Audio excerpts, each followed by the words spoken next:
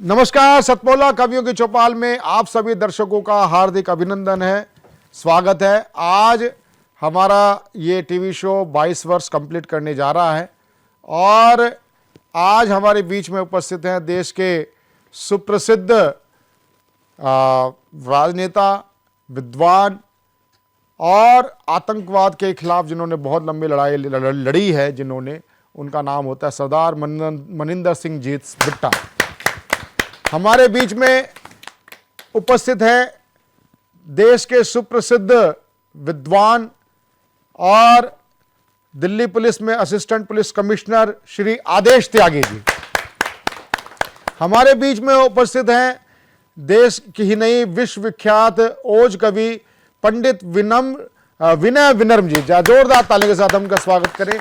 हमारे बीच में उपस्थित हैं डॉक्टर चारू कालरा जी, राष्ट्र सेविका समिति दिल्ली प्रांत की प्रमुख हमारी संचालिका हैं। जोरदार ताली के साथ हम उनका स्वागत करें।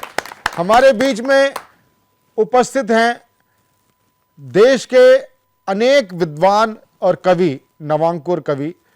तो आप सतमोला कवियों की चौपाल में अब मैं जिनको आमंत्रित करने जा रहा हूं, हमारा परम सौभाग्य है सतमोला कवियों की चौपाल में आज हमारे इस शो के अंदर कविता और क्रिकेट दो ऐसी विधाएं कि, और संगीत, किसी भी क्षेत्र का व्यक्ति कहीं भी उसका कर्म क्षेत्र हो, उस क्षेत्र का व्यक्ति कविता में जरूर होगा, संगीत में होगा, क्रिकेटर प्रेमी हो सकता है, क्रिकेट प्रेमी हो सकता है।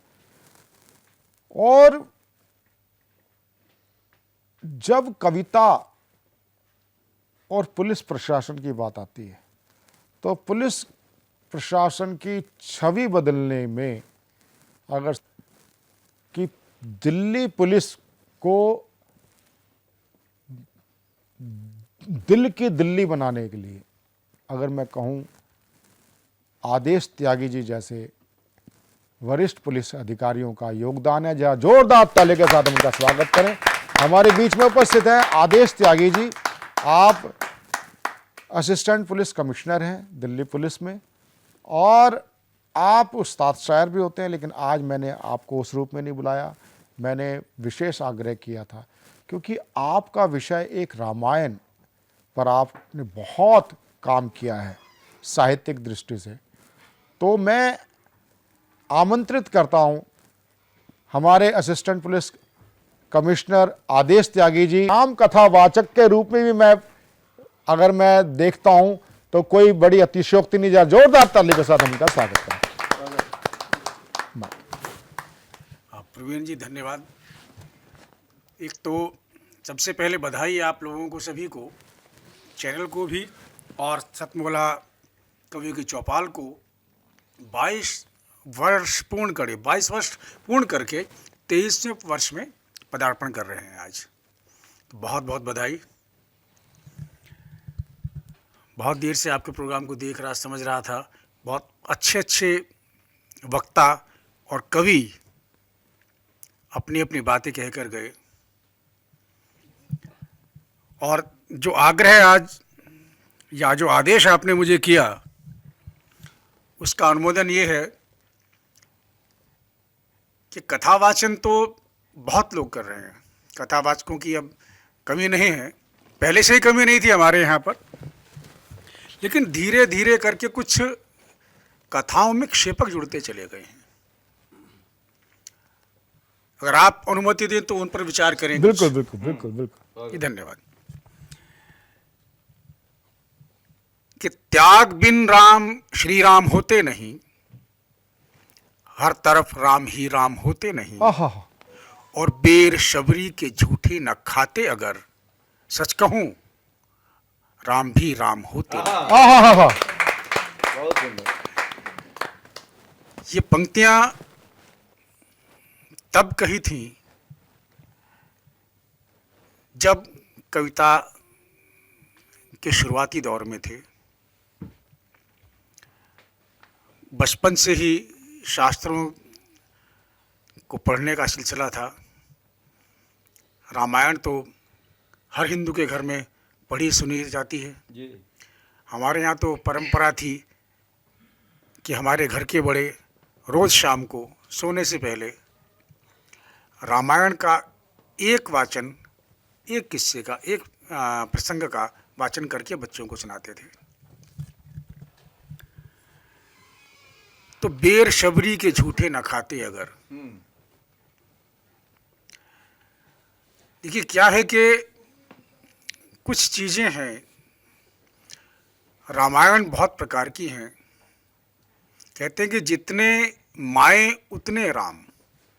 हर माँ ने हर अपने अपने बच्चों को अपने हिसाब से राम के बारे में बताया है, किंतु किसी भी रामायण में, वाल्मीकि रामायण हो जो सबसे ऑथेंटिक मानी जाती है, बाकी सब वहीं से निर्गत हुई हैं, चाहे रामचरितमानस हो, तुलसीदास जी कहते हैं कि वाल्मीकि रामायण निर्गत थे। कम रामायण हो, अध्यात्म रामायण हो, गीतावली हो, कवितावली हो, पद्म पुराण हो, कहीं पर भी कहीं पर भी कहीं पर भी शबरी ने राम को बेर नहीं खिलाए। झूठे तो बहुत दूर की बात है। बहुत जब बहुत विश्लेषण किया तो पता चला कि जो है राधे श्याम शर्मा जी की राधे श्याम रामायण होती है, वहाँ ये प्रसंग आता है। वस्तुतः राधे श्याम जी नाटककार थे, वो पारसी नाटक कंपनी के लिए नाटक लिखते थे।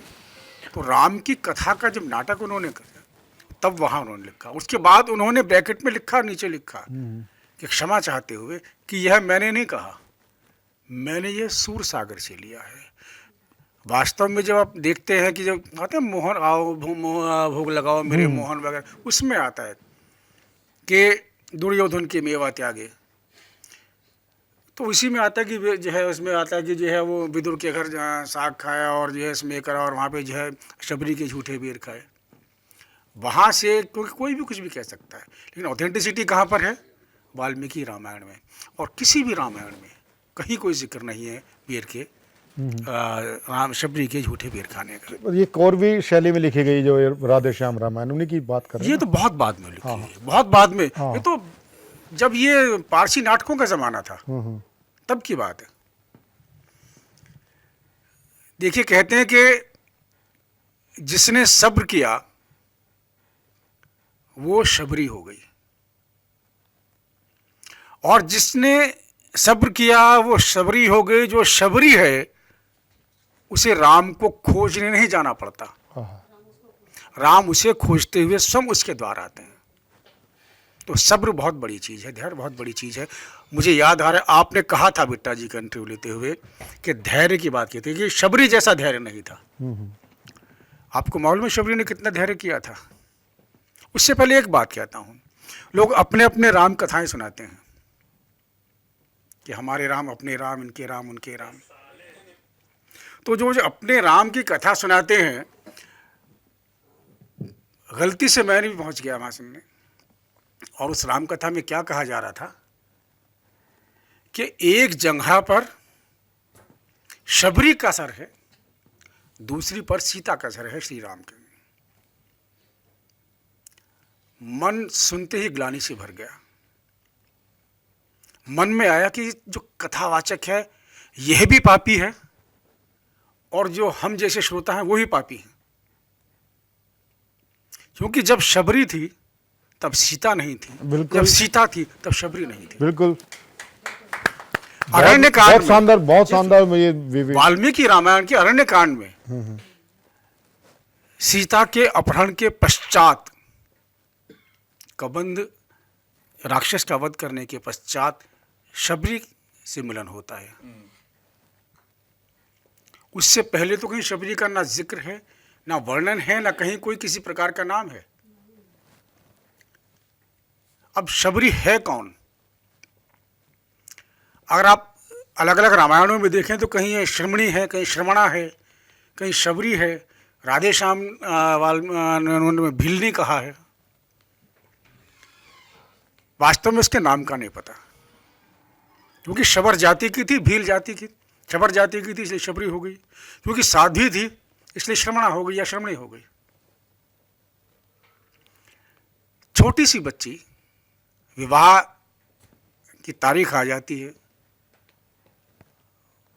माँ उसका श्रृंगार कर रही है कि जो है देख तेरे लिए उपटन लगा दूँ, ये सारा वो कर दूँ, तो ये तेरी जो कल शादी है, तेरा विवाह है। तो माँ ये जो बाड़ा बना रखा है, इसमें जो सैकड़ों जो जानवर जो इसमें आपने बांध रखे हैं, ये जो इसमें ये क्यों इकट्ठे किए कि बेटी कल तेरी शादी है, कल इनको काटकर इनका भोज बनाया जाएगा। क्या मेरे विवाह में इतनी सारी बलि दी जाएगी, इतने प्राण लिए जाएंगे? सुबह होने से पहले वो छोटी सी लड़की, इसका कल विवाह होना है, घर छोड़कर चली जाती है। जंगल में इधर उधर घूमती है, देखती है कहाँ पर है। एक आश्रम के बाहर रुक जाती है, ऋषि का आश्रम है। देखती है कि वहाँ असीम शांति है, वहाँ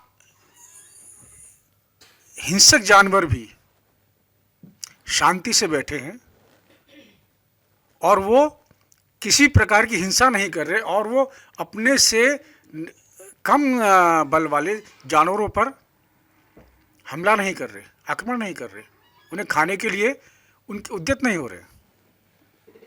अच्छा लगा। कुछ दिन रुकी, धीरे धीरे हिम्मत हुई, ऋषि के पास गई कि ऐसे ऐसे आई हूँ। ऋषि ने अपना नाम दिया, बताया कि ठीक है तुम सही जगह आ गई हो बेटे, तुम्हें मेरे पास आना ही था। कि क्यों आना था? क्योंकि तुम्हें भगवान ने एक बहुत आवश्यक कार्य सौंपा है। वो ऋषि थे मतंग ऋषि। एक बात बताता चलूं कि कोई ये कहे ना कि वो ऋषि सिर्फ ब्राह्मण ही हो सकते थे। ऋषि होने के पश्चात जाति नहीं रह जाती। वाल्मीकि जाति नहीं रही, रविदास की जाति नहीं रही, नानक की जाति नहीं रही, मतंग की जाति नहीं रही। वो भी आदिवासी थे, वो भी दलित थे, लेकिन जब ऋषि हो गए तो राशि तो जाति से ऊपर उठ गए। उसने वहाँ सारा सीखा, सब कुछ शिक्षा दी उन्होंने, सारा कुछ बताया। तो एक काम उनको सौंपा गया कि बेटी तुम एक उद्यान लगाओ और अच्छे अच्छे फलों के वहाँ वृक्ष लाकर उसमें लगाओ, यही तुम्हारा काम है। कि ऐसा क्यों? बताऊंगा, समय आएगा तो। धीरे धीरे समय हुआ, शबरी बड़ी होती गई। समय आया, ऋषि मतंग ने कहा कि अब मेरे जाने का समय हो गया है, अब मुझे परलोक जाना है। शबरी अचंभित, उसे पता ही नहीं था कि मैं क्या करूंगी, कि मैं क्या करूंगी, मैं भी अपना देह त्याग दूंगी। कि नहीं, तुम्हें तो अभी विष्णु के अवतार श्री राम को रास्ता बताना है। क्या रास्ता बताना है? कि तुम्हें बताना है कि ऋषिमुख पर्वत किधर है, तुम्हें यह बताना है कि वहाँ सुग्रीव है, तुम्हें यह बताना है कि सीता का पता वहाँ से, कि ये कौन है, ये राम कौन है, कब आएंगे। तो मरणासन मतंग हंसे, कहते बेटा अभी तो पैदा ही नहीं हुए। 12,96,000 साल का त्रेता युग है और उसके प्रथम चरण की बात हो रही है। त्रेता के अंतिम चरण में राम आएंगे। कितना समय शबरी ने सब्र किया, कितना इंतजार किया, कितनी प्रतीक्षा की। और यह कह देना कि एक जंघा पर शबरी का सर, एक जंघा पर सीता का सर। अरे इससे बड़ी नालायकी, इससे बड़ा पाप क्या होगा। कितने लाखों वर्ष की आयु शबरी की रही होगी, मर नहीं सकती थी क्योंकि मरना मना था। उसकी मृत्यु राम के आने तक टल चुकी थी। सिर्फ एक ही काम, उद्यान से अच्छे अच्छे फल लाना, कुटिया को बुहारना और राम के आने की प्रतीक्षा करना। कब आएंगे नहीं पता, कि अगर वो त्रेता के अंतिम युग में आएंगे तो तब तक कैसे रहे, कोई और बता देगा कि नहीं, वो भगवान है। वो समय, वो काल के चक्र को भेद कर भी आ सकते हैं, क्या पता पहले आ जाए। प्रतीक्षा कर। कैसे पहचानूंगी? तुझे पहचानने की आवश्यकता नहीं है, अपने आप पहचान लेंगे तुझे। और वही हुआ। राम ने 4 फल खाए और 4 कर्म शबरी के कट गए। नवधा भक्ति का उनको ज्ञान दिया। जैसे पता चला ऋषिमुख पर्वत जाना है, वहां सुग्रीव मिलेंगे, यह रास्ता है, चलने को उद्यत हुए। योगाग्नि में शबरी का दाह संस्कार अपने आप हो गया। क्यों? क्योंकि वो देह केवल और केवल इसी काम के लिए, इस निर्दिष्ट काम के लिए ही थी। प्राण तो उसके कभी के जा चुके, मृत्यु तो उसकी पहले कभी की लाखों साल पहले हो चुकी थी, लेकिन वो सिर्फ इसलिए वहां मौजूद थी, इसलिए वहां उपस्थित थी क्योंकि उसको राम को ये राह बतानी थी, ये मार्ग बताना था। तो एक मिथक तो ये कि शबरी ने झूठे बेर खिलाए, दूसरा ये कि एक जांघ पर सीता का और एक जांघ पर शबरी का सर, ये दोनों गलत होते हैं। बहुत अच्छे। एक और चीज कहता चलूं, ये कहा जाता है कि रावण को पुरोहित बनाया श्री राम ने, रामेश्वरम में लिंगम स्थापित करते हुए। किसी रामायण में नहीं लिखा, कहीं नहीं है, कहीं पर भी राम के द्वारा शिवलिंग की पूजा स्थापना है ही नहीं। रामायण में कहीं से कहीं तक देख लीजिए। और यह जो प्रसंग है, जो बताया जाता है, जिसका वर्णन किया जाता है, सब अपने राम, उनके राम, उनके राम में, वो ये है कि आक्रमण से पहले, युद्ध से पहले उन्होंने शिवलिंग की स्थापना की। वाल्मीकि रामायण उठाकर देख लीजिए, सिर्फ संध्या वंदन है। कहीं पर भी पूरे जीवन काल में भगवान श्री राम ने शिवलिंग की पूजा नहीं की है। उन्होंने ध्यान किया है तो शिव का किया है, किंतु वो सभी करते हैं, किंतु पूजा की है तो कुलदेव की ही है। आज इतना ही, धन्यवाद। तो आपने आदेश त्यागी जी को सुना। मुझे भी बात ध्यान आती है, जब मैं शिक्षा बचाओ आंदोलन समिति का कार्य देख रहा था, आदरणीय दीनानाथ बत्रा जी और हम लोग मिलकर के शैक्षणिक पाठ्यक्रमों में जो इतिहास की पुस्तकों के अंदर गलत वर्णन था, उसके लिए हमने हाई कोर्ट्स में लड़ाई लड़ी, वो प्रकरण हमने हटवाए। उसमें भी एक प्रकरण आया कि रामायण की कई सो मैनी रामायणा एक कंपाइल्ड बुक भी आई थी, जो मनमोहन सिंह जी की बेटी ने उसको इग्नू में लगी थी। सो मैनी रामायणा जब आया, हमने उसका विरोध किया और बड़ा ज़बरदस्त उसका हमने विरोध किया था, सो मैनी रामायण का। और उसमें अगर मैं कहूँ, कई तरह की रामायण लिखी। प्रमाणिक रामायण जो कई हैं, एक आर्ष रामायण का भी हम जिक्र कर सकते हैं। आर्ष रामायण बहुत सी भ्रमों को, मिथकों को दूर करती है। मैं आपका हार्दिक आभार व्यक्त करता हूँ। जोरदार ताली के साथ हम उनका स्वागत करें। हमारे बीच में एक प्यास अधूरी रह गई थी विनय विनम्र जी देश की नई अंतर्राष्ट्रीय ओज कवि हैं। जरा जोरदार ताली के साथ हम उनका स्वागत करें, पंडित विनय विनम्र जी। बहुत बहुत धन्यवाद प्रवीण जी। मैं विनय विनम्र सतमोला कवियों की चौपाल के सभी श्रोताओं को प्रणाम करता हूं और बधाई भी देता हूं इस पूरे परिवार को कि आज सतमोला कवियों के चौपाल का ये 22 वर्ष हम पूर्ण करके 23वें वर्ष में प्रवेश कर रहे हैं। समस्त सभी विधाओं में साहित्यकार हों, कथाकार हों, आध्यात्मिक चिंतन, साहित्यिक चिंतन, सामाजिक चिंतन के लिए जाना जाता है।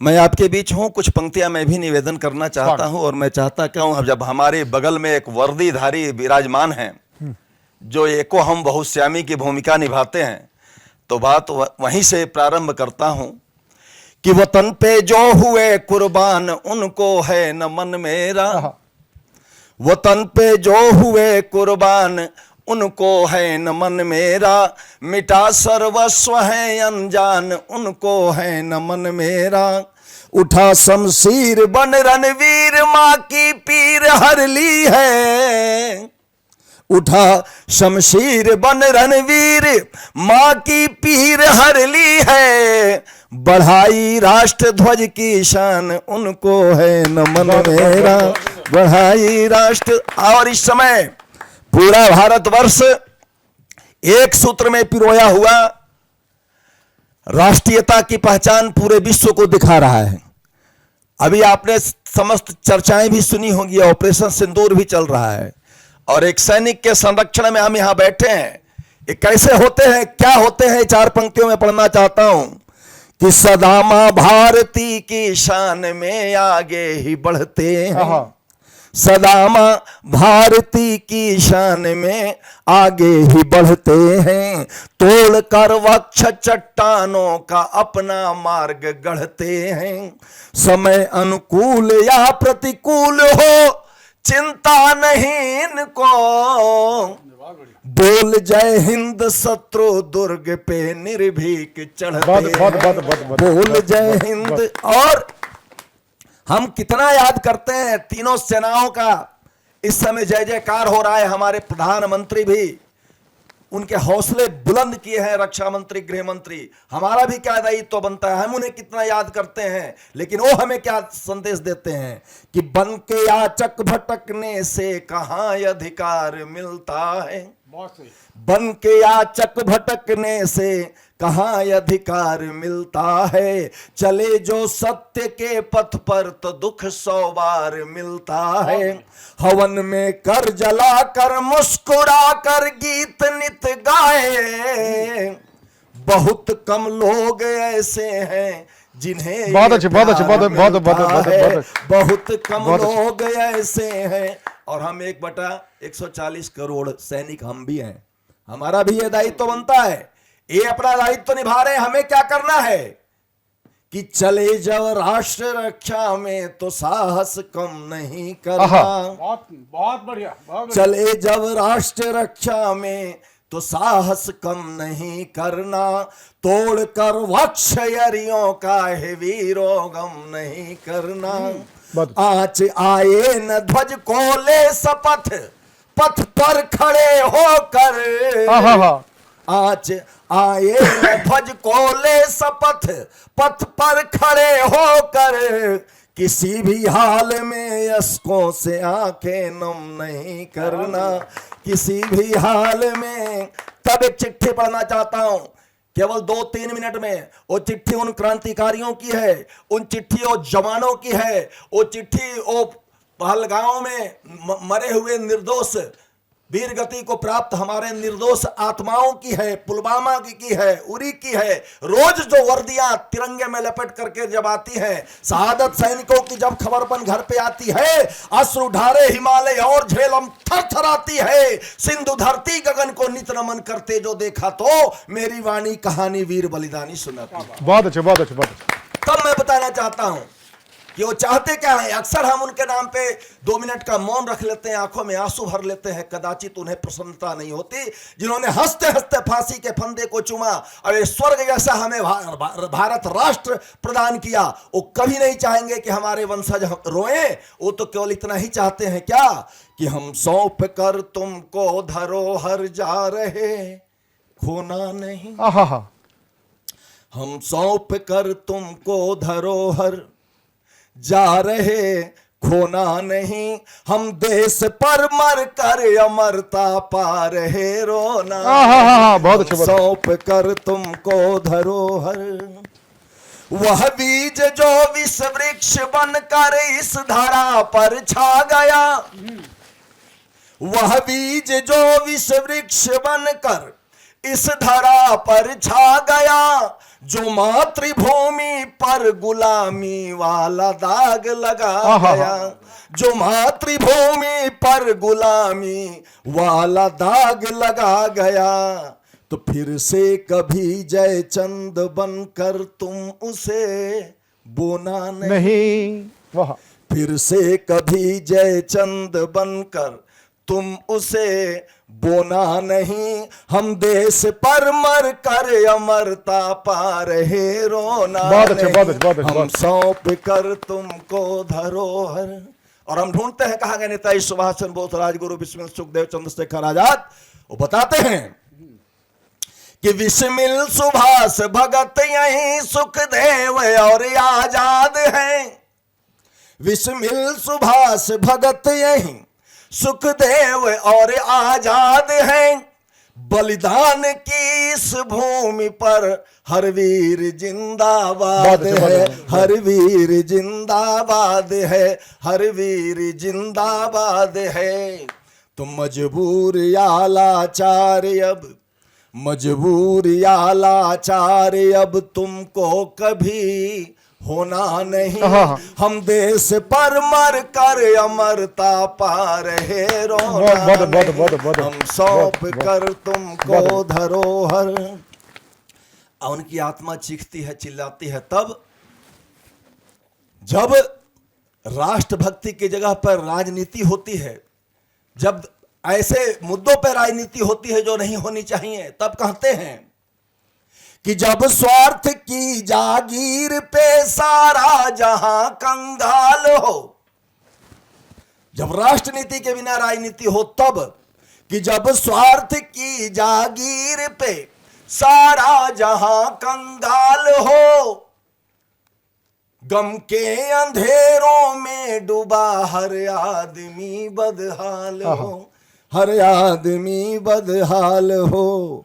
तब गफलतों की नींद में, तब गफलतों की नींद में उस वक्त तुम सोना नहीं। हम देश पर मर कर अमरता पा रहे, बहुत अच्छे, बहुत अच्छे, बहुत अच्छे। हम सौंप कर तुमको धरोहर। और चिट्ठी की अंतिम पंक्तियां कदाचित हम भूल रहे होंगे कि हम किनके वंशज हैं दादा, लेकिन वो हमें याद दिलाते हैं कि तुम वीर बालक वीर माता की अटल संतान हो। बहुत बढ़िया। तुम वीर बालक वीर माता की अटल संतान हो। तुम पूर्वजों के स्वप्न माँ की गोद के अभिमान हो। बहुत बढ़िया। तुम पूर्वजों के स्वप्न माँ की गोद के अभिमान हो। तो कभी बुज़दिली का बोझ, कभी बुज़दिली का बोझ अपने शीश पे ढोना नहीं। हम देश पर मर कर अमरता पा रहे, रोना बहुत अच्छे, बहुत अच्छे, बहुत अच्छे। हम सौंप कर तुमको धरोहर, सौंप कर तुमको धरोहर। जय हिंद, वंदे मातरम। ये थे पंडित विनय विनम्र जी शुक्ल जी, और मैं बहुत उनका आभार व्यक्त करता हूं, उन्होंने हमें इतना समय दिया सतमोला कवियों की चौपाल में।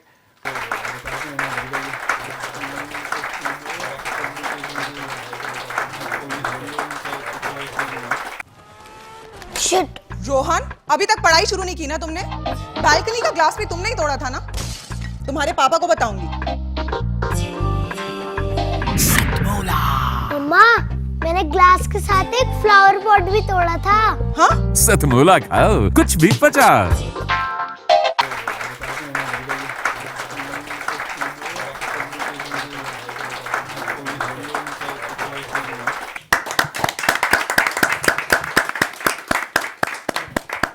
ब्रेक के बाद एक बार पुनः आप सभी के सामने आई हूँ मैं डॉक्टर पूजा भारद्वाज अपने रचनाकार अपने साथी कलाकारों के साथ, और जो मेरे साथ जुड़े हैं आज आप सभी से मिलवाती हूँ विष्णु प्रसाद मिश्र जो हमारे साथ जुड़े हैं शिव शंकर की नगरी प्रयागराज से। स्वागत है सर आपका।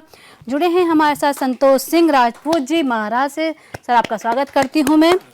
अभिजीत त्रिपाठी जी अमेठी से, स्वागत है सर आपका। विकास दुबे जी उन्नाव से, स्वागत है सर आपका।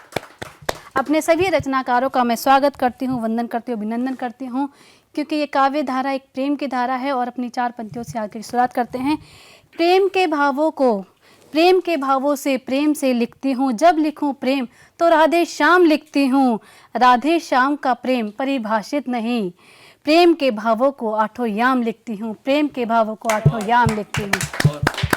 इन्हीं प्रेम के शब्दों से मैं स्वागत करती हूँ आदरणीय विष्णु प्रसाद मिश्र प्रयागराज से जो आए हैं। सर स्वागत है आपका। सबसे पहले मैं आभार व्यक्त करता हूँ सतमोला कवि के आयोजक का, सतमोला कवि चौपाल के आयोजक का, तथा संचालिका आज के शुभ अवसर पर हमारे सामने जो संचालिका महोदय हैं एक मातृशक्ति के रूप में उपस्थित हैं। अच्छा यही होगा कि आज की हमारी कविता उन्हीं पर आधारित हो, तो हम सोचेंगे अपने को बहुत बड़े भाग्यशाली। बहुत बहुत आभार सर। माँ अनमोल सी रत्न है, माँ अनमोल सी रत्न है, सारे सुख की खान, बेटा उसकी जान है, बेटी उसकी शान। क्या बात है। माँ अनमोल सी रत्न है, सारे सुख की खान, बेटा उसकी जान है, बेटी उसकी शान। माँ आया है। माँ के कई स्वरूप हैं, आप ये देखेंगे कि माँ का स्वरूप एक बिल्कुल सूक्ष्म रूप में नहीं है, सीमित नहीं है। माँ एक आया है, माँ प्रहरी है। माँ आया है, माँ प्रहरी है, माँ की ममता समुद्र से भी गहरी है। वाह। माँ आया है, माँ प्रहरी है, माँ की ममता समुद्र से भी गहरी है। ऐसा नहीं है, पिता भी हैं, पिता का भी स्थान अपने आप में है जी। पिता के बगैर हम अधूरे हैं। पिता, एक सूक्ष्म बात छोटी सी सुने तो, पिता सूरज की उस तपन के समान है जो तपते हुए प्रकाश देता है, लेकिन जिस दिन सूर्य अस्त होता है तो अंधकार ही दिखाई देता है, प्रकाश नहीं दिखाई देता। तो पिता का भी अस्तित्व कम नहीं है।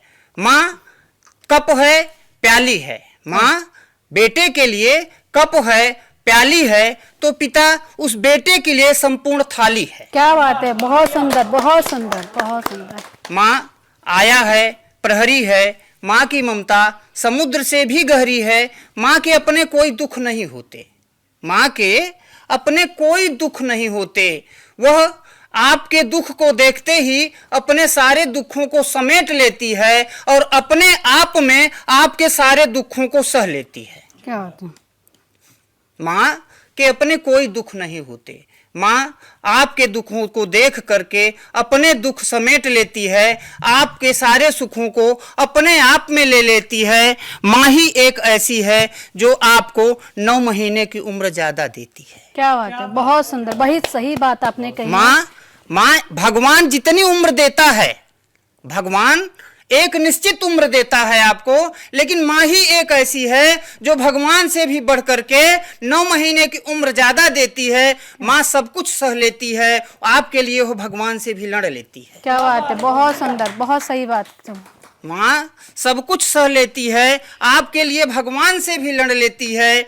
माँ अपने आप में एक मिसाल है, माँ अपने आप में एक मिसाल है। माँ का हृदय सागर से भी विशाल है। माँ अपने को कष्ट देती है, आपके कष्ट को सह लेती है। माँ अपने को कष्ट देती है, अपने आप कष्ट सह लेती है। जाड़े में वह अपने वस्त्रों में आपको गीले में नहीं रखती है। माँ अब जाड़े में अपने को गीले वस्त्रों में रह लेती है तथा गर्मी में अपने आंचल से आपको समेटकर वह स्वयं में निर्वस्त्र हो लेती है।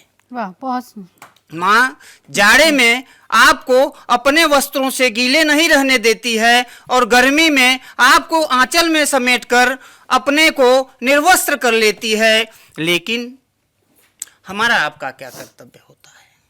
ध्यान रखिए, हम आप भाई हैं, सब कुछ हैं।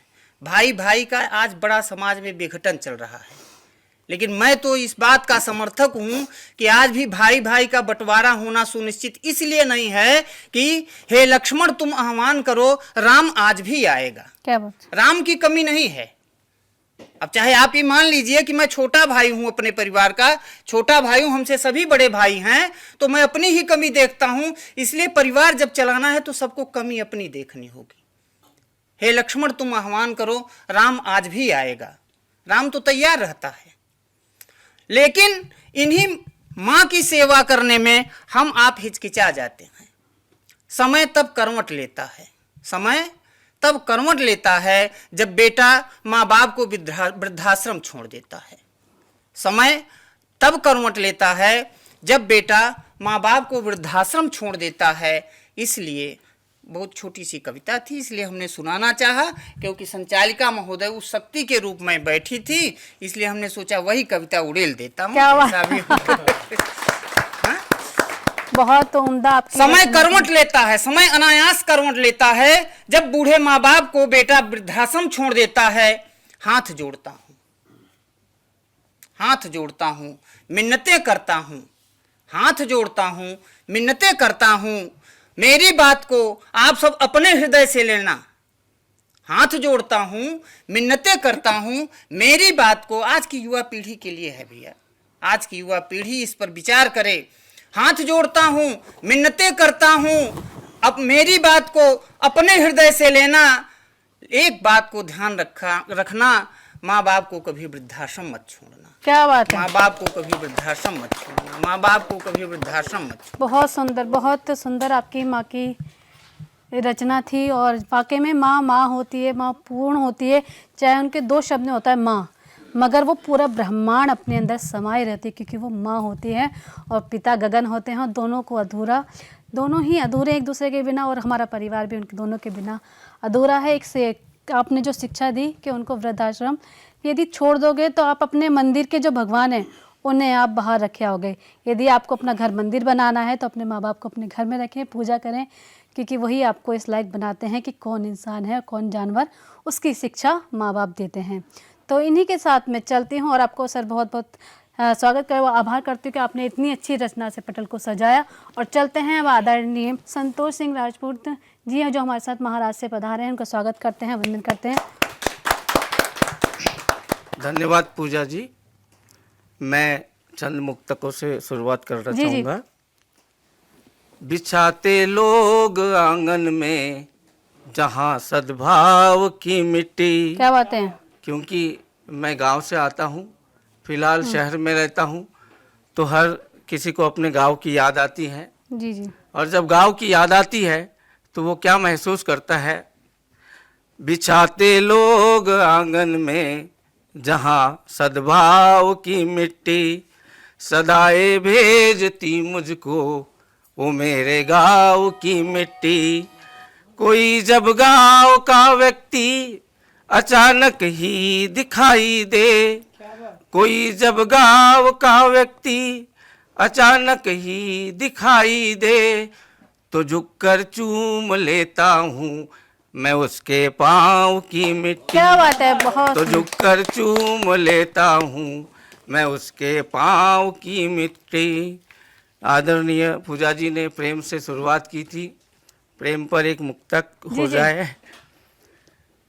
कभी एहसास खो बैठे, कभी अल्फाज खो बैठे, कभी एहसास खो बैठे, कभी अल्फाज खो बैठे।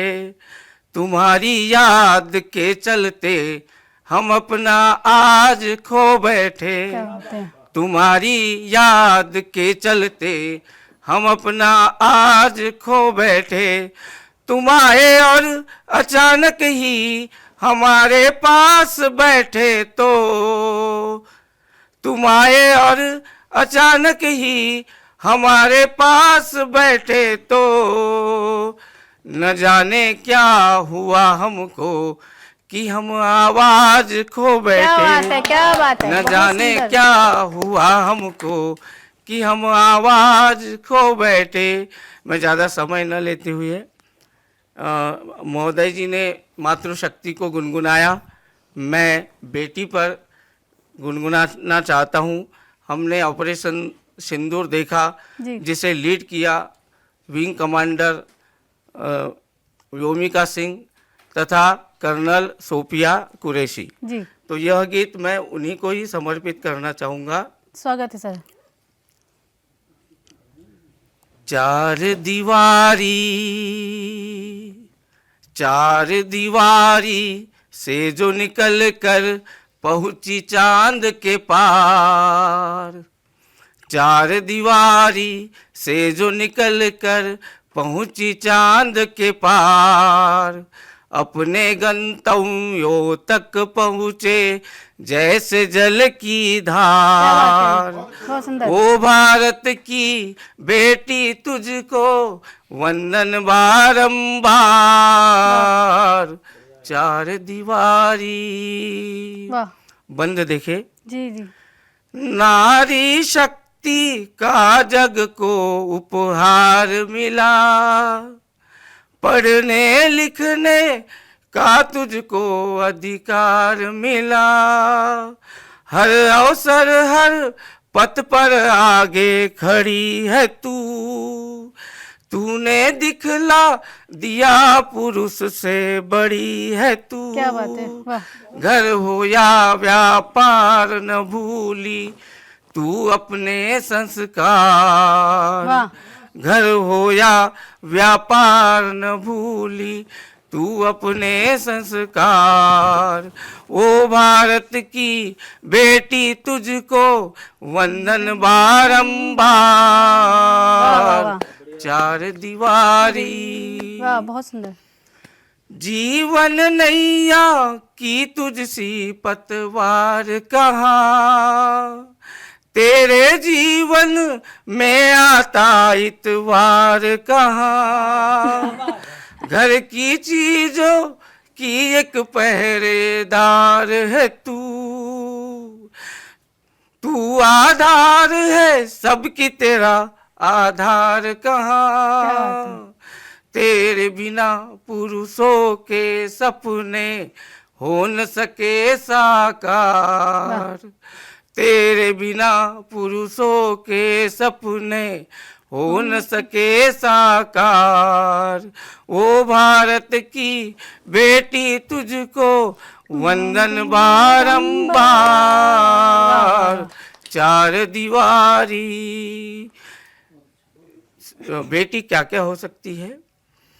तेरे अंदर सावित्री का त्याग भी है, यदि भड़की तो लक्ष्मी जैसी आग भी है। झांसी की रानी। अंतरिक्ष में उड़ने वाली सुनीता तू, जया किशोरी जैसी बाला पुनीता तू, तूने सीख लिया है अब तो वार का भी प्रतिवार, वाह, तूने सीख लिया है अब तो वार का भी प्रतिवार। ओ भारत की बेटी तुझको वंदन बारंबार, वाह। चार दीवारी। और पूरा गीत जिसके लिए मैंने लिखा वो अंतिम बंद।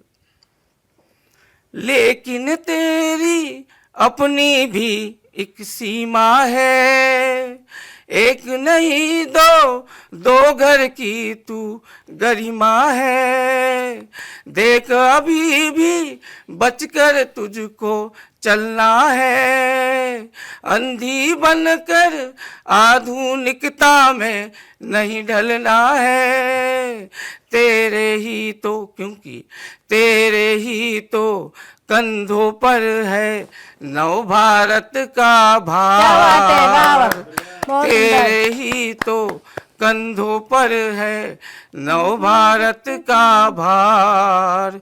ओ भारत की बेटी तुझको वंदन बारंबार, चार दीवारी से तू निकल कर पहुंची चांद के पार, अपने गंतव्यों तक पहुँचे जैसे जल की धार। ओ भारत की बेटी तुझको वंदन बारंबार, चार दीवारी। वाह, बहुत बहुत बहुत उम्दा आपकी रचना थी। और नारियों को वाकई में प्रेम भी एक नारी है, क्योंकि उसके अंदर कूट कूट के प्रेम भरा होता है। लोग कहते हैं कि अरे आप ये नहीं कर सकती, वो नहीं कर सकती, उसका जवाब भी उसको ऑपरेशन सिंदूर में दे दिया गया है कि नारी क्या क्या कर सकती है। और अभी इसी प्रेम के साथ स्वागत करती हूँ मैं आदरणीय अभिजीत त्रिपाठी जी का, जो हमारे साथ पधारे हैं अमेठी से। स्वागत है सर आपका। बहुत बहुत धन्यवाद।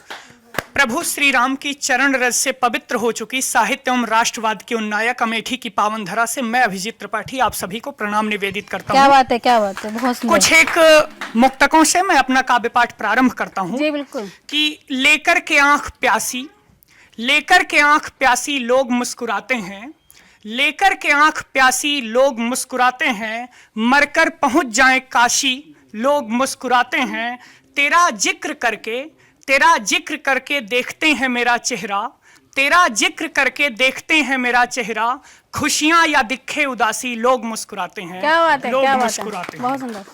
और एक मुक्तक और कि मैं राजधर्म आदर्शों का आयाम नहीं बन पाऊंगा, मैं राजधर्म आदर्शों का आयाम नहीं बन पाऊंगा, वचनबद्ध प्रारंभों का अंजाम नहीं बन पाऊंगा, कोटि कोटि सत्कर्मों का मैं धाम नहीं बन पाऊंगा, तुम सीता मत बनो प्रिय मैं राम नहीं बन पाऊंगा। क्या बात, क्या मैं बात राम है, नहीं क्या बन बात है, बहुत सत्य और आपने। एक मुक्तक और कि एक बार जो कह दूं तो फिर, एक बार जो कह दूं तो फिर बातें नहीं बदलता हूं, एक बार जो कह दूं तो फिर बातें नहीं बदलता हूं, रास्ता कैसा भी दिखता हो उसके पीछे चलता हूं, मत सोचो तुम महलों में मुझको लाकर रखोगे, मत सोचो तुम महलों में मुझको लाकर रखोगे, मैं खुददारी का पौधा हूं बस उपवन में खिलता हूं। क्या बात है, बस क्या उपवन बात में है, खिलता हूं। बहुत सुंदर। एक छोटी सी कविता जी, जी। कि आखिर हुई हमारी हार, आखिर हुई हमारी हार तुम्हें शुक्रिया सौ सौ बार, क्या बात है। आखिर हुई हमारी हार तुम्हें शुक्रिया सौ सौ बार, मना तुम्हारे घर त्योहार तुम्हें शुक्रिया सौ सौ बार, दुनिया कितने रंग दिखाए, दुनिया कितने रंग दिखाए तुमसे तो उम्मीद नहीं थी, दुनिया कितने रंग दिखाए तुमसे तो उम्मीद नहीं थी, तुम भी बदल गए सरकार तुम्हें शुक्रिया सौ सौ क्या बार। बात है, बहुत सुंदर। जो फूल बांटते फिरते थे, जो फूल बांटते फिरते थे बेहद ज्यादा मुस्काते थे, जो फूल बांटते फिरते थे बेहद ज्यादा मुस्काते थे, हाथ में उनके है तलवार तुम्हें शुक्रिया सौ सौ बार। क्या बात है, क्या बात है। और सभी दुआएं असरहीन हैं, सभी दुआएं असरहीन हैं तुम मुझे बद्दुआ इतनी दो, सभी दुआएं असरहीन हैं तुम मुझे बद्दुआ इतनी दो, करूं मौत का मैं दीदार तुम्हें शुक्रिया सौ सौ बार।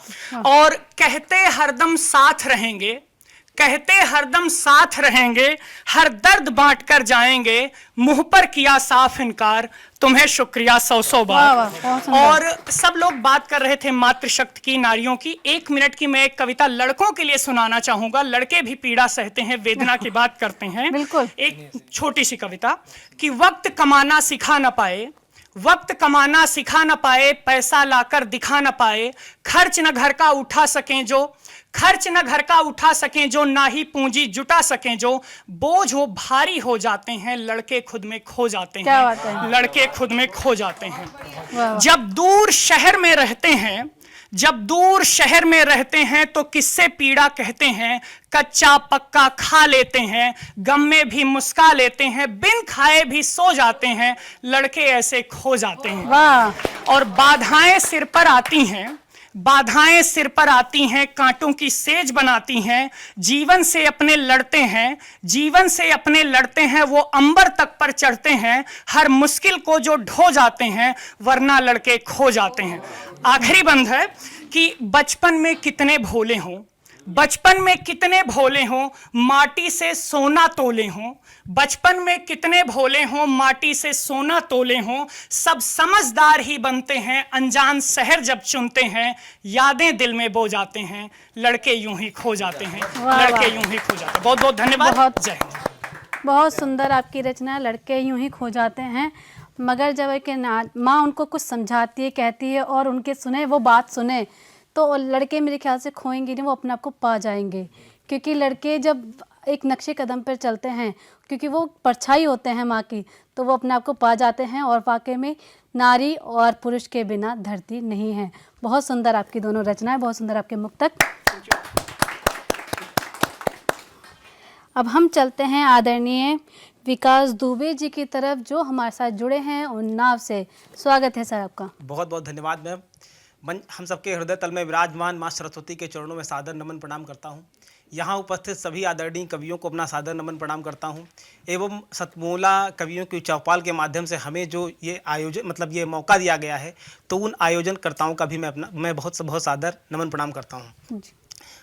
साथियों, अभी हम सब ने बीते दिनों देखा कि जिस तरीके से हमारे भारत की कश्मीर घाटी में आतंक के सरपरस्तों ने उस कश्मीर घाटी को खून से लाल किया, धर्म पूछ कर हमारे भाइयों की हत्याएं हुई, वो वाकई में बहुत ही दर्दनाक था, बहुत ही ज़्यादा पीड़ादायक था।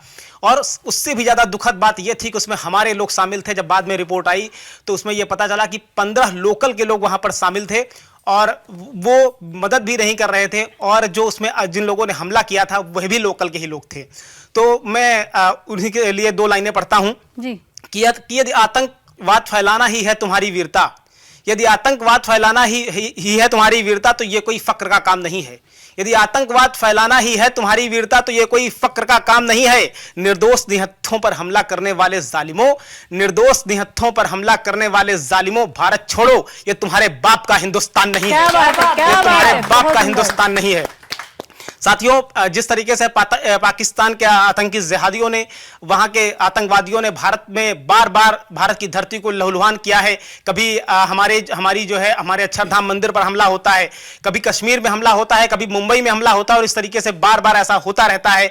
और लेकिन हमारी सेना लगातार उसे जवाब भी देती रही है, लेकिन उनकी फितरत में है और वो जाता नहीं है। तो मैं पाकिस्तान को अपनी सेना की तरफ से बताना चाहता हूँ कि पाकिस्तानियों, और वहाँ का वो जो मौलाना मसूद अजहर है, वो जिस तरीके से भारत के खिलाफ जहर उगलता है, हालांकि इस बार उसे बहुत ही सटीक जवाब दिया गया है, तो उसके लिए मैं शेर रखता हूं कि मौलाना मसूद अजहर अगर तू चिंगारी को हवा देगा, मौलाना मसूद अजहर अगर तू चिंगारी को हवा देगा तो हम ज्वालामुखी भड़का देंगे। मौलाना मसूद अजहर अगर तू चिंगारी को हवा देगा तो हम ज्वाला को भड़का देंगे। और अगर हम अपनी पे उतर आए तो पूरे पाकिस्तान को शमशान बना देंगे, पूरे पाकिस्तान को शमशान बना देंगे। पहलगाम में जिस तरीके से आतंक के सरपरस्तों ने घाटी को लाल किया है, तो उसी पे मैं अपनी छोटी सी कविता आप सबकी के सामने रखता हूं। और जिस तरीके से हमारी भारतीय सेना ने घर में घुसकर उनके यहां मातम मचाया है, चाहे बहावलपुर से लेकर रावलकोट तक, सभी जगह भारतीय सेना ने अपने शौर्य का ऐसा डंका बजाया है कि पूरी दुनिया को नए भारत की ताकत का पता चल गया है। तो कविता सुनिएगा कि यदि आतंकवाद फैलाओगे तो ऐसे ही जमकर मारेंगे, आतंकवाद फैलाओगे तो ऐसे ही जमकर मारेंगे, मासूमों का खून बहाओगे तो ऐसे ही घुसकर मारेंगे।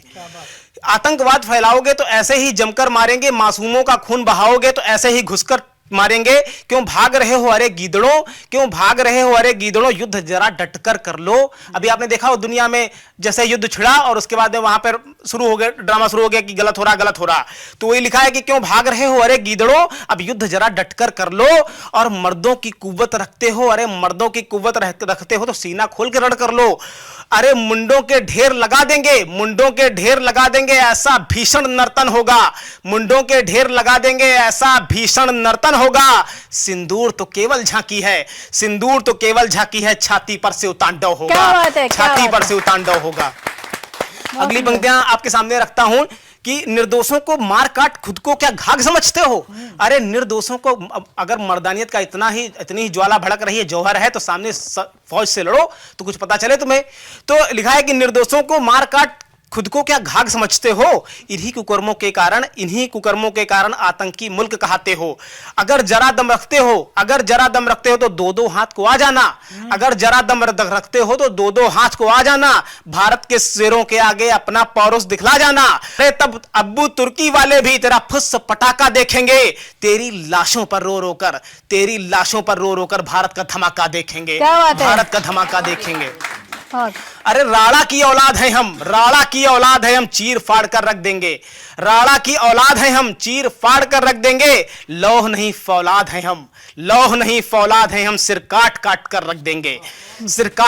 रख देंगे। केवल 2 अस्त्र चलाकर ही, आपने देखा होगा कि हमारी भारतीय सेना ने 2 ही अस्त्र चलाए, एक ब्रह्मोस और दूसरा S-400, और दोनों ने ही अपने शौर्य का ऐसा पराक्रम दिखाया कि पूरे पाकिस्तान में त्राहिमाम मच गया। उसे अमेरिका के आगे जाकर के झुक करके नाक रगड़नी पड़ी और तब जाकर के युद्ध विराम हुआ। तो वही लिखा है कि केवल 2 अस्त्र चलाकर ही घुटनों पर तुझको ले आए। ब्रह्मोस ने कुचला है ऐसा नानी की याद दिलाए। जाहिल मुनीर का वो प्यादा कर बैठा अपना सौदा है। अरे अमेरिका तक ने चीख सुनी, मतलब यहां तो सोचिए आवाज कहां तक गई है। अरे अमेरिका तक ने चीख सुनी, भारत ने ऐसा रौंदा है। तुम कब तक छिपोगे पल्लू पे? हम जंग तो एक ना एक दिन निर्णायक करेंगे ही, और कश्मीर घाटी को, पूरे पीओके को भारत का हिस्सा बनाएंगे, और बिल्कुल डंके की चोट पर। बलूचिस्तान तो हम बहुत ही जल्द लेने वाले हैं, बहुत ही जल्द वहां हमारे लोगों की फतेह होगी। तो लिखा है कब तक तुम कब तक छिपोगे पल्लू में, आग लगा कर रख देंगे। तुम कब तक छिपोगे पल्लू में, आग लगाकर रख देंगे। दीवाने अगर मचल बैठे नक्शे से नाम मिटा देंगे। सिंहों के पाले पड़ गए हो, अरे सिंहों के पाले पड़ गए हो, इतिहास लिखा ही जाएगा। सिंहों के पाले पड़ गए हो, इतिहास लिखा ही जाएगा। खंड खंड भारत महान, अरे खंड खंड भारत महान, फिर से अखंड हो जाएगा, फिर से अखंड हो जाएगा। अंतिम पंक्ति आपके सामने रखता हूं कि हम नाम निशान मिटा देंगे अपने इन वज्र प्रहारों से। अरे हम नाम निशान मिटा देंगे अपने इन वज्र प्रहारों से। इस्लामाबाद भी गूंजेगा, जय जय भारत के नारों से, जय जय भारत के नारों से। आप सभी ने मुझे बहुत ही धैर्य से सुना, इसके लिए आप सभी का बहुत बहुत धन्यवाद। और जो श्रोता मुझे टीवी पे देख रहे हैं उनका भी बहुत बहुत धन्यवाद, मौका देने के लिए बहुत बहुत थैंक यू वेरी मच। जय हिंद। बहुत सुंदर आपकी ओजपूर्ण रचना, बिल्कुल आपने एकदम सबके अंदर जोश भर दिया आपने। तो मैं भी चाहूंगी कि आपके लिए 4 पंक्ति ये है। कायनात करेगी शिकायत, ये गगन चिंगाड़ेगा। कितने जवां वहां शहीद हुए, कितने जवां पत्थर हुए, ये राज खोलेगा। मरी थी इंसानियत जहां तुम्हारी धर्म के आधार पर, तुम भूल गए हम भारतीय, हमारा हर खतरा जय हिंदुस्तान बोलेगा, जय हिंदुस्तान बोलेगा।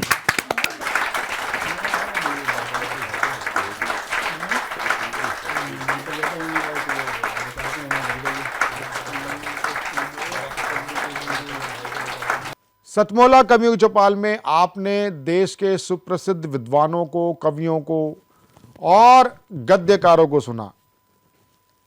और ये एक समुच्चय है 3 प्रकार के वर्ग का। नवांकुर, उभरते हुए कलमकार। वृद्धांकुर, 80 वर्ष से ऊपर के कलमकार जो लिख रहे हैं, सृजन कर रहे हैं, लेकिन उनको उचित प्लेटफॉर्म नहीं मिलता। ये शब्द दिया है सुनेरी लाल वर्मा तुरंत ने। एक और शब्द दिया, वो भी सुनेरी लाल वर्मा तुरंत ने, मध्यांकुर, जो मंच पर है। और सतमौला कवियों की चौपाल में इन सब, और एक वरिष्ठ कवि जैसे आदेश त्यागी जी हैं, विनय विनम्र जी हैं, ये आदेश त्यागी जी हैं, विनय विनम्र जी हैं, ये ऐसे जितने भी कवि हैं, इनका अपना एक ओरा है। और इनके प्रकाश पुंज के बीच में नवांकुर लोग जब अपने आप को, अपनी रचना प्रस्तुत करते हैं, तो एक गर्व की अनुभूति होती है और एक नई कुछ चीज़ें लिखने की प्रेरणा होती है। आप भी इस प्रकार के समुच्चय में, सतमौला कवियों की चौपाल में, आप अपना काव्य पाठ करें। 5 वर्ष के सदस्य बन करके निरंतर सतमोला कवि चौपाल में आप हमें संपर्क कर सकते हैं। टीवी स्क्रॉल पर चल रहे नंबर 9711182183। नमस्कार, मिलते हैं फिर अगले रविवार नए कवियों के साथ, ज्येष्ठ कवि के साथ।